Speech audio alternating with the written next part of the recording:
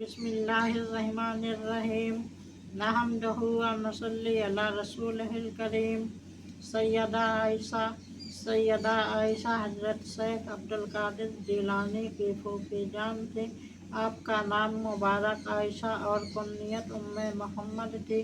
आप बहुत बड़ी आबिदा, आरिफा, पाकबाज और सालेह खातून थी। मुश्किल के वक्त लोग उनसे दुआ कराते थे और बरकत हासिल करते थे। एक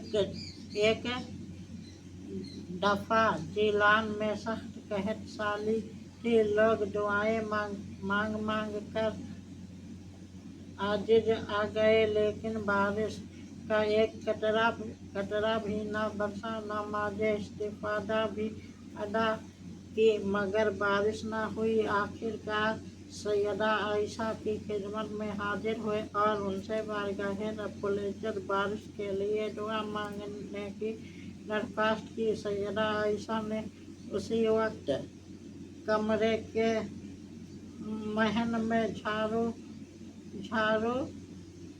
फेरी और फिर निहायत खुशू व खुजू से दुआ मांगे हुए अर्ज की, बारे इलाही झाड़ू तो तेरी नाचीज बंदी ने फेर दी है। अब झाड़ू का वट्टू कर दे।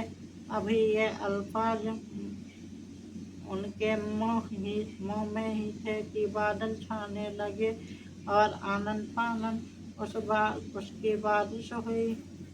लोग भीगते हुए घरों से निकले।